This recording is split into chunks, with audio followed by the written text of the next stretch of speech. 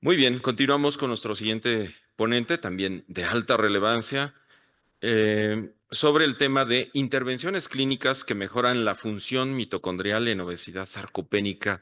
Quisimos enlazar a este organelo que ha demostrado ser fuente energética, que ya les platicará el doctor Iván, desde el estudio, desde la obesidad, desde ahora la sarcopenia, osteosarcopenia. Quisimos enlazar este punto tan importante con todas las alteraciones de la composición corporal y otros mecanismos fisiopatológicos. El doctor Iván Torre Villalbazo nos visita desde el Instituto Nacional de Ciencias Médicas y Nutrición Salvador Subirán, doctor en Ciencias Biológicas, también investigador nacional nivel 1 del Departamento de Fisiología de la Nutrición. Doctor Iván, bienvenido. Gracias por estar aquí. Muchas gracias. Adelante.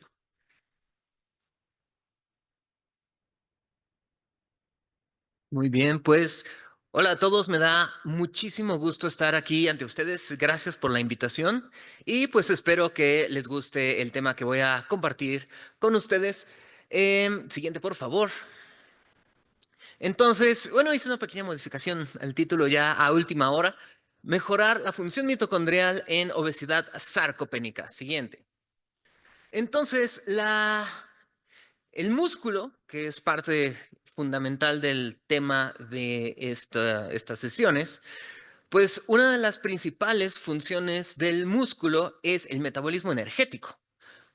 El movimiento, todas las funciones motoras pueden ser llevadas a cabo por nuestro músculo gracias a la uso de energía a través de la mitocondria. Entonces, nuestro organismo utiliza los alimentos, los convierte en energía para poder movernos. Y esto parecerá muy simple, pero una realidad es que el ser humano está diseñado anatómicamente, fisiológica y bioquímicamente para moverse. Y parecerá simplón, pero la realidad es que es algo que tenemos que hacerle ver a las personas. Moverse no es una opción. Hacer ejercicio no es algo para privilegiados o algo para especialmente alguien que quiere ir a la playa a presumir músculos. Hacer ejercicio es una obligación fisiológica del ser humano. Y si nosotros no hacemos movimientos físicos, que es para lo que nuestro cuerpo anatómica y bioquímicamente está diseñado, pues vamos a tener un montón de complicaciones. Siguiente. Entonces, el metabolismo energético, pues es, y principalmente hablo del músculo, porque gran parte del gasto energético de una persona lo lleva a cabo el músculo esquelético. Entonces, la energía de los alimentos se convierte en energía química para llevar a cabo procesos anabólicos, como que incremente la masa muscular y el movimiento. Siguiente. Y entonces aquí vemos cómo qué bonito está los cultivos de arroz. Tiene mucho que ver con el tema porque pues el arroz es muy nutritivo. Entonces,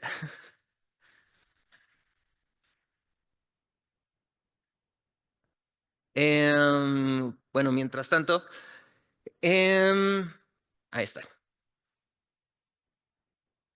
Es que si me salgo del speech me voy lejos.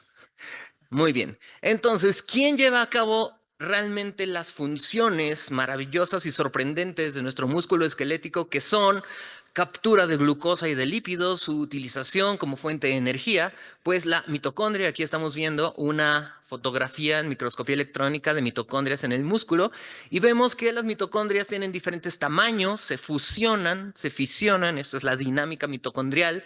Y mientras más grandes y más fusión y fisión hay, pues mayor actividad energética. Siguiente. Entonces, las funciones de la mitocondria en nuestro músculo esquelético son la captura de aminoácidos, glucosa, ácidos grasos, los cuales ingresan para utilizarse como fuente de energía. La mitocondria es capaz de utilizar los tres sustratos energéticos para generar energía. Dentro del proceso de la función mitocondrial se generan especies reactivas de oxígeno, siempre hay cierta liberación de radicales libres, pero nuestra mitocondria tiene enzimas antioxidantes como la catalasa, superoxidimutasa y la glutatión peroxidasa que neutralizan los radicales libres, haciendo que todo funcione perfectamente. Y esta es la función mitocondrial adecuada, lo que todos deberíamos tener en nuestro músculo esquelético. Siguiente. Y para poder lograr esto, nuestras mitocondrias están en un constante proceso de síntesis y destrucción, fusión y fisión, que es la dinámica mitocondrial. Al día de hoy se está haciendo muchas investigaciones en respecto a la dinámica y es muy interesante porque no son estáticas, están en un proceso de un control de calidad donde se eliminan los fragmentos de mitocondrias oxidados o dañados y se generan nuevas mitocondrias funcionales. Siguiente. El problema está cuando la mitocondria deja de funcionar.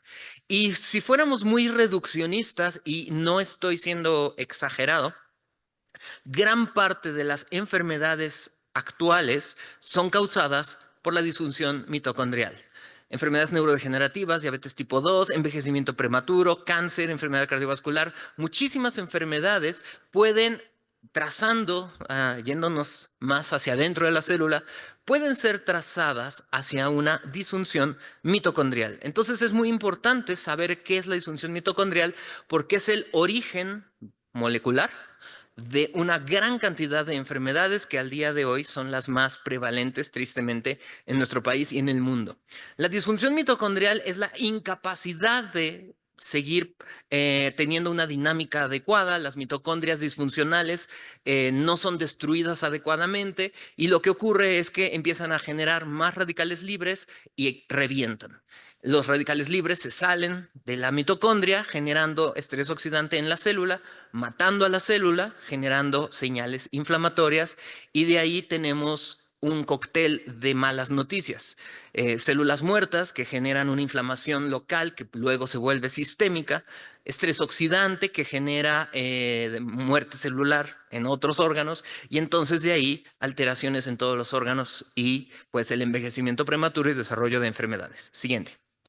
Entonces, una mitocondria funcional vemos que tiene ahí todas sus funciones adecuadas y una mitocondria disfuncional es, por un lado, incapaz de utilizar adecuadamente los sustratos energéticos. ¿Qué pasa? Si no utiliza los ácidos grasos, se quedan dentro de la célula generando lipotoxicidad. Si los hidratos de carbono no se utilizan en la mitocondria del músculo, se quedan en la circulación generando glucotoxicidad. Si no tenemos suficiente síntesis de ATP, tenemos estrés energético y un exceso de radicales libres no neutralizados, pues tenemos estrés oxidante. Esas cuatro cosas, glucotoxicidad, lipotoxicidad, estrés oxidante y estrés energético, son la base de todas las enfermedades. Siguiente.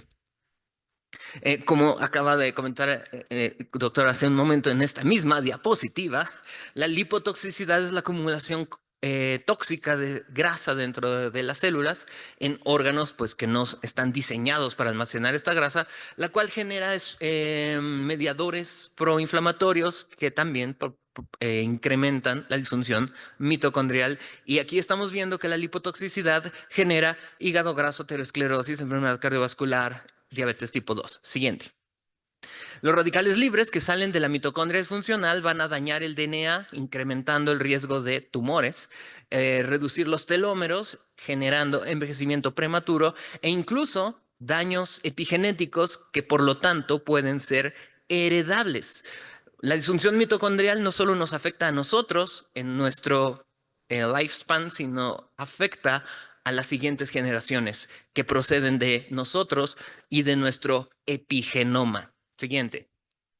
Entonces, si vamos a cuidar nuestra salud es por nosotros y por las siguientes generaciones que van a heredar nuestras marcas epigenéticas de una vida saludable o una vida no saludable. Entonces, el envejecimiento prematuro es parte de las complicaciones causadas por la disfunción mitocondrial en nuestro músculo esquelético. Aquí estamos viendo la senescencia celular, que es una célula que no muere, pero envejece y cuando se divide y se reproduce envejecida. Siguiente. El desarrollo del cáncer pues, es causado principalmente por la acumulación de mutaciones específicas que van sumándose y van haciendo que la célula se vuelva tumoral y metastásica. ¿Cuál es el origen de todo esto? Los radicales libres que salen de la mitocondria disfuncional. Siguiente. Y todas las enfermedades que al día de hoy, las enfermedades metabólicas, que son las más prevalentes, pueden iniciar, como vemos aquí, con una disfunción mitocondrial.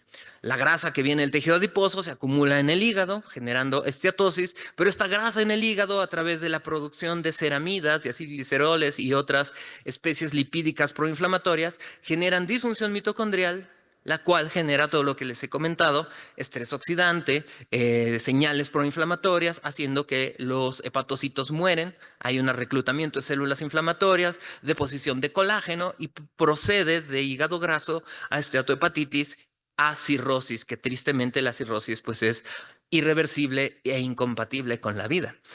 La mitocondria está en medio de todos estos problemas. Siguiente. En el riñón pasa lo mismo. Este es un dibujo que hicimos mis colegas y yo para un artículo de este libro muy interesante, donde vemos exactamente lo mismo. La mitocondria está en el centro de la enfermedad renal crónica, que también tristemente al día de hoy es muy prevalente, asociada a la obesidad, asociada al sedentarismo, a la falta de actividad física. Vemos que la acumulación de grasa en el riñón genera disfunción mitocondrial, liberación de radicales libres, muerte de células que activan células proinflamatorias, las cuales generan un estado inflamatorio local que se vuelve sistémico, generando la enfermedad renal crónica. Siguiente. En el cerebro, la neuroinflamación es exactamente lo mismo. En las neuronas y en las demás células de la glía, la disfunción mitocondrial genera exactamente las mismas situaciones: estrés oxidante, muerte celular, inflamación, y de ahí el desarrollo de enfermedades neurodegenerativas. Todo va de la mano. Siguiente. Y en el músculo esquelético vemos que si el músculo esquelético es nuestro órgano que más gasto energético lleva a cabo en nuestro organismo, tiene una gran cantidad de mitocondrias. Si nuestro músculo esquelético no funciona adecuadamente porque nosotros no lo estamos utilizando, entonces acumula grasa, la grasa genera disfunción mitocondrial, la disfunción mitocondrial genera inflexibilidad metabólica, la incapacidad del músculo de utilizar adecuadamente los sustratos como glucosa en el postprandio y lípidos en el ayuno, y eso es muy fácil de evaluar a través de la calorimetría indirecta. El volumen de oxígeno indica, o sea, cuando le hacemos una calorimetría indirecta a una persona, el volumen de oxígeno es proporcional a la cantidad de mitocondrias que tiene la persona, porque quien respira es la mitocondria. Nosotros respiramos para proveer de oxígeno a las mitocondrias. Así que el VO2 es la capacidad respiratoria de nuestras mitocondrias. Cuando a una persona le hacemos una calorimetría indirecta, es proporcional el intercambio de oxígeno, el uso de oxígeno, por el número de mitocondrias funcionales en su músculo esquelético. Y número dos, el coeficiente respiratorio. El cociente respiratorio, el RER, es indicador de la flexibilidad metabólica. Cuando una persona come alimentos, tiene que tener un RER elevado, indicando que está utilizando hidratos de carbono. Cuando está en ayuno o haciendo ejercicio, tiene que tener un RER bajo, porque está utilizando lípidos. Si no hay esta flexibilidad metabólica, esta capacidad de cambiar de hidratos de carbono a lípidos en el proceso de postprandio y ayuno, tenemos inflexibilidad metabólica, que es debido a la disfunción mitocondrial y es el origen de la diabetes tipo 2. Siguiente. Entonces, sin exagerar, podemos decir que la disfunción mitocondrial en el músculo esquelético puede ser el disparador. Ya de ahí muchas otras cuestiones clínicas, ¿verdad? Pero el disparador, el origen del envejecimiento prematuro, el cáncer, la diabetes, la cirrosis hepática, la aterosclerosis, la enfermedad renal crónica, la enfermedad cardiovascular, las enfermedades neurodegenerativas. Entonces es muy importante entender qué es lo que está pasando con nuestras mitocondrias en nuestro músculo esquelético, qué está haciendo que fallen y qué podemos hacer nosotros para que no fallen. Cuando nosotros sabemos algo, nos volvemos responsables. La ignorancia da la felicidad porque yo no sé qué está pasando. Pero en el momento en que ustedes saben qué está pasando, por qué pasa, nos volvemos responsables de nuestra vida, de nuestro cuerpo, y responsables de nuestras mitocondrias. ¿Y por qué lo digo? Porque tristemente el día de hoy muchas las redes sociales, o como que en general se está buscando cómo, con la evidencia científica, cómo quitarnos responsabilidad. Es un tema delicado, ¿no? O sea, no quiero que al ratito me avienten jitomates, pero quiero que seamos conscientes de esto. Decir que la obesidad, la diabetes, las enfermedades, pues son causadas por la contaminación, las variantes genéticas, la herencia, efectivamente tienen una parte, pero la realidad es que esa es una forma de hacernos no responsables. No es mi culpa. Son mis genes, no es mi culpa. Aquí nací, ¿no? Diría Cristina Pacheco, aquí me tocó vivir, ni modo. Entonces, la realidad es que todas las enfermedades metabólicas sí tienen una cierta parte genética, parte epigenética, pero el 80% o 90% del riesgo de que una persona desarrolle hígado graso, obesidad, diabetes, enfermedades neurodegenerativas, depende de nuestros hábitos. Quiere decir, es nuestra responsabilidad y tenemos que ser conscientes nosotros y las personas a nuestro alrededor, si ustedes dan consulta a sus pacientes y si no a su familia y amigos, hacernos ver que somos responsables con nuestros actos de nuestra vida, de nuestra salud y de nuestro futuro. Y eso realmente no nos gusta, ¿verdad? Yo no quiero ser responsable de que mis mitocondrias funcionen o no, quiero culpar a alguien más. Pues no es así. Entonces, hasta aquí donde estamos llegando, pues quiero que nos demos cuenta que la disfunción mitocondrial es un problema severo. ¿Y qué es lo que la causa? Siguiente. Ahí está, una mitocondria es funcional. El consumo elevado de fructosa, es decir, el jarabe de maíz alto en fructosa, no estoy hablando particularmente de las frutas, porque ay, las frutas y la fructosa. El jarabe de maíz alto en fructosa se ha visto en varios estudios que genera disfunción mitocondrial en el músculo esquelético, generando estrés oxidante, inflamación, resistencia a la insulina, intolerancia a la glucosa, diabetes tipo 2, muerte celular y por lo tanto pérdida de masa muscular y sarcopenia. Siguiente. ¿Dónde está esta fructosa, este jarabe maíz alto en fructosa? Pues vemos todos estos productos. Tristemente, estoy mencionando aquí la canasta básica del mexicano. Es terrible. La canasta básica de los niños que van a la escuela, ¿no? ¿Qué le da a la mamá en la mañana? ¿Qué le lleva de lunch? El oficinista que cuando sale a la hora de lunch, ¿qué come? Entonces, esto es terrible. Estamos generando la disfunción mitocondrial a nuestros hijos cuando le damos esto de desayunar. Siguiente. La grasa quemada, la grasa peroxidada y la grasa trans, y de la hidrogenación industrial, genera disfunción mitocondrial por la producción de lípidos peroxidados como el malonialdehído y nonenadal, que van a generar estrés oxidante, muerte celular, disfunción mitocondrial y todas las alteraciones que hemos visto en las otras diapositivas. ¿Dónde podemos encontrar esta grasa quemada? Pues es muy fácil, podemos hacerla en casa. Siguiente, aquí está.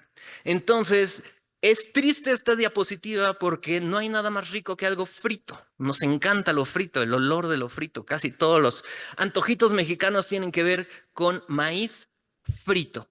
Pero tristemente, lo frito realmente tiene un alto riesgo de estar hecho de ácidos grasos peroxidados. Entonces, pues bueno, aquí nada más les doy la nota, cada quien decide qué hacer. Yo en lo particular evito totalmente lo que es frito y ya sé, la mitad de lo que comemos de manera común, como churros, donas,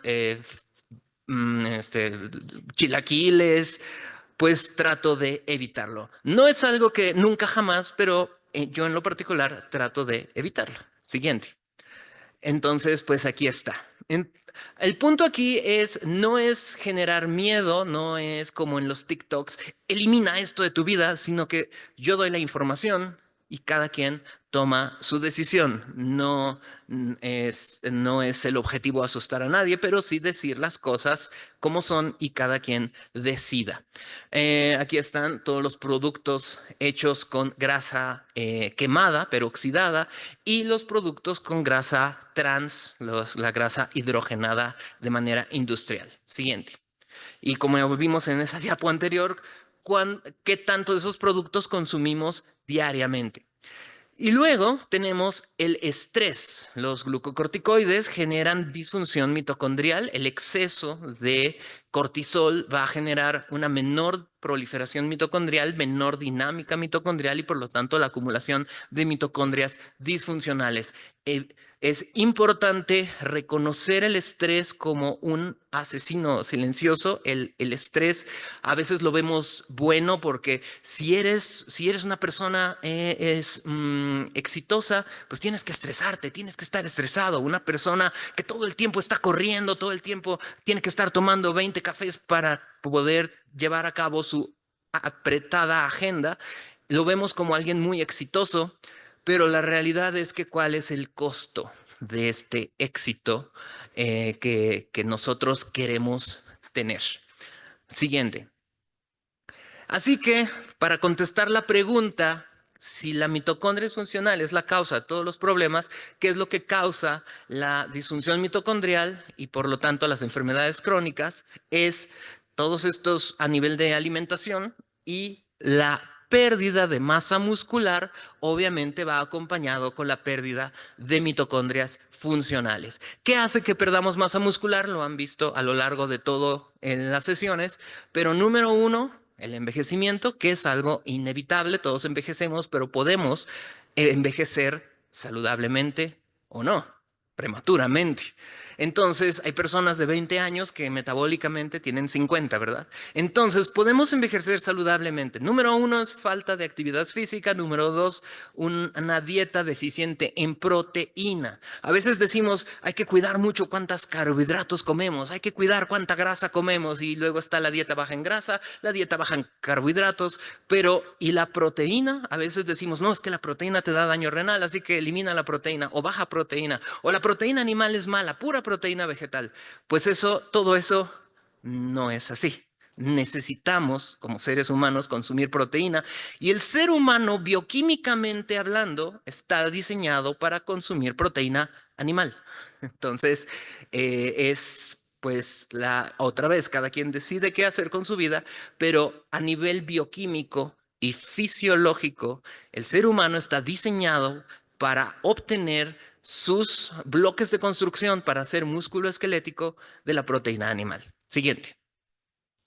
Entonces, el músculo es un órgano que deberíamos asustarnos de saber que nuestro músculo es necesario para que estemos vivos, funcionales y tengamos un envejecimiento saludable, pero el músculo está en una constante destrucción y por lo tanto, diariamente nuestro músculo pierde una gran cantidad de masa muscular y diariamente necesitamos consumir proteína para recuperar esa masa muscular que estamos perdiendo cada día. Es un proceso dinámico, dramático, porque necesitamos ganarle a la destrucción. Necesitamos que haya anabolismo diariamente para compensar el catabolismo que diariamente está ocurriendo. Siguiente.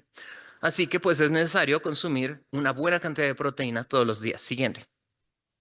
Aquí estamos viendo que principalmente los aminoácidos de cadena ramificada, leucina, isoleucina y valina, pues son los aminoácidos que son utilizados principalmente por el músculo como fuente de energía y como bloques de construcción. Y algo curioso es que si ustedes ven en las tablas, la mayoría de las proteínas vegetales son deficientes en estos tres aminoácidos de cadena ramificada. ¿Dónde están? En proteína animal, leche, huevo, y otros alimentos de origen animal. No significa que no pueda uno cubrirlo con una dieta vegana, vegetariana, sí se puede si uno hace suficientes malabares, pero de manera práctica, pues ahí están en la proteína animal. Siguiente. ¿Y por qué lo menciono tanto? Porque como que últimamente se ha menospreciado mucho. Entonces, la sarcopenia, clínicamente, la pérdida de masa muscular y el intercambio de masa grasa, de masa muscular por masa grasa, pues genera todos estos problemas. Siguiente. La causa principal de la sarcopenia es una dieta baja en proteína, baja de actividad física. Siguiente. La sarcopenia, bueno, como ya lo han visto en muchas sesiones al día de hoy, genera una gran cantidad de problemas metabólicos. Siguiente. Y la sarcopenia en niños al día de hoy es un problema gravísimo y severo. Hay pocos estudios realmente para poder entender la gravedad de la sarcopenia en niños, porque muchos niños, si uno no se le hace IMC, pero a un niño lo pones ahí en la tabla de crecimiento percentilar y dices, va muy bien su niño, hasta tiene cachetito y se ve bastante bien. Pues sí, tiene mucha grasa y poco músculo. Si nosotros hiciéramos un análisis de composición corporal a los niños de nuestro país, nos daría un susto tremendo saber que la mayoría de los niños de nuestro país tienen obesidad sarcopénica y por lo tanto alto riesgo de cardiovascular y de enfermedades metabólicas. Siguiente. Entonces, este dibujo lo hice yo para un capítulo de un libro que supone que ya tiene que estar saliendo y bueno, lo voy a usar para otro capítulo de otro libro que va a salir el próximo año, donde hice este dibujo para explicar qué es la obesidad sarcopénica. Estamos viendo que hay personas con tejido adiposo funcional y músculo funcional con mitocondrias adecuadas y personas que tienen tejido adiposo disfuncional y músculo disfuncional sarcopénico con pocas mitocondrias. Independientemente de cuánto pesa una persona, si tiene músculo adecuado y tejido adiposo funcional, metabólicamente está bien. Entonces tenemos una persona normopeso saludable, una persona con obesidad metabólicamente sana, y lo digo entre comillas porque aunque en ese momento la persona es obesa metabólicamente sana porque su músculo funciona bien, en cualquier momento esta persona va a tener problemas. Entonces, tenemos acá la sarcopenia, personas delgadas con obesidad delgada, ¿no? Y personas con problemas con obesidad y sarcopenia. Siguiente. Así que para terminar, ¿cómo puedo yo, en estos últimos 5 minutos, cómo puedo yo recuperar la función mitocondrial y tener una estrategia práctica clínica para la persona con obesidad sarcopénica, aminoácidos de cadena ramificada? Siguiente. mTOR es el sensor de aminoácidos de cadena ramificada del músculo esquelético encargado de que las células madre del músculo o las células satélite se conviertan en miocitos y yo tenga más masa muscular, cosa que necesito durante mi vida y principalmente en la edad avanzada, cuando hay un alto catabolismo. Un adulto mayor que consuma suficiente aminoácido de cadena ramificada va a evitar el catabolismo del músculo. Siguiente. Antioxidantes. Si el estrés oxidante es lo que causa la muerte celular y la inflamación, siguiente, si nosotros consumimos antioxidantes como en las plantas, pues vamos a tener esta capacidad extra para evitar el estrés oxidante. Siguiente. Los moduladores de la biogénesis y dinámica mitocondrial. Siguiente. Es decir, incrementar la expresión de genes mitocondriales a través de la activación de factores de transcripción y receptores nucleares. Siguiente. Factores de transcripción y receptores nucleares como PGC1, PIPAR delta, PIPAR gamma, PIPAR alfa y moduladores como la AMPK son activados por diferentes componentes de la dieta para hacer más biogénesis mitocondrial. Siguiente.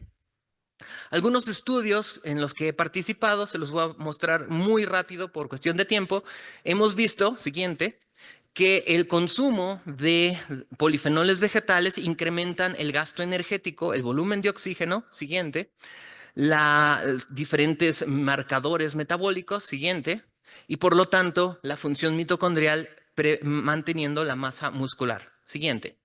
Otros estudios que hicimos en estas plantitas, la Vachellia farnesiana, que tiene diferentes polifenoles, siguiente, también tiene una gran capacidad metabólica. Me encantaría platicarles con todo detalle estas imágenes, pero me tardaría 20 minutos en cada una y me emociona mucho. Entonces ya luego lean el artículo, al rato lo platicamos. Siguiente. Pero en resumen podemos ver mayor gasto energético, mayor densidad mitocondrial. Siguiente. Y por lo tanto, pues mayor función mitocondrial. La leche de cabra, hicimos otro estudio también, siguiente, donde vemos también mayor función mitocondrial, siguiente, mayor gasto energético, siguiente, indicando que todos estos polifenoles y aminoácidos de cadena ramificada de la leche de cabra tienen un efecto en los diferentes órganos, principalmente en el músculo esquelético, incrementando la función mitocondrial. Siguiente. Lo mismo con pecanas, muy interesante. Siguiente, vimos lo mismo, las pecanas tuvieron un incremento en la función mitocondrial del músculo y del gasto energético, del RER, una mejor flexibilidad metabólica y volumen de oxígeno. Siguiente. Aquí vemos más marcadores, siguiente, y aquí estamos viendo pues el resumen de lo que pasó con las pecanas. Músculo esquelético más mitocondrias. Siguiente. Y para finalizar, un estudio en humanos donde también les dimos un polifenoles, siguiente, y podemos ver, no, siguiente. Ok. Y vemos pues que tuvieron un efecto en los receptores nucleares del músculo y la función mitocondrial. Y para terminar, siguiente, el ejercicio. Y con esto termino. El ejercicio siguiente activa una gran cantidad de vías metabólicas, vías de señalización, como en este artículo que hicimos hace poco, siguiente, donde mTOR y MPK son los mediadores del efecto benéfico del músculo aeróbico y de fuerza en la masa muscular y en la función mitocondrial. Siguiente. El ejercicio incrementa la biogénesis mitocondrial y la dinámica mitocondrial. Siguiente.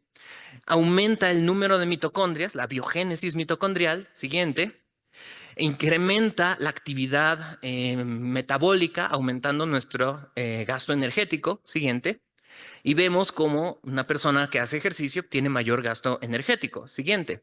Estas son unas gráficas de un artículo que apenas vamos a sacar mi estudiante de doctorado y yo, donde simplemente evaluamos el VO2 max y algunos parámetros metabólicos de personas sedentarias, físicamente activas y atletas de alto rendimiento. Y vemos que la persona sedentaria tiene resistencia a la insulina, más triglicéridos, menos HDL y menos volumen de oxígeno. No está enferma, no tiene diabetes, no acaba de salir del hospital, no está en terapia intensiva, simplemente es una persona sedentaria. Pero una persona sedentaria tiene ya todos los parámetros que pueden indicar enfermedades metabólicas. Quiere decir que el sedentarismo es una enfermedad. Una persona sedentaria es una persona no físicamente apta y que ya metabólicamente está muy mal.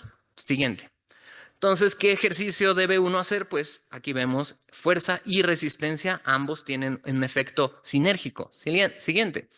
Aquí vemos el ejemplo, me encanta esta historia, ¿no? De esta mujer que a una edad avanzada decidió empezar a hacer ejercicio y vean lo que pasa. Nunca es demasiado tarde. Siguiente.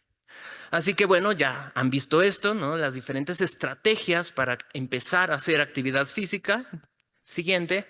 Y pues depende de nosotros, es nuestra decisión cuánto vamos a vivir. No podemos saber si nos cae un rayo, pero sí podemos decidir nuestra salud, nuestro estilo de vida y nuestra alimentación. Siguiente. Y pues bueno, eso fue todo. Espero les haya gustado mi charla y pues aquí están mis redes sociales por si gustan seguirme. Gracias.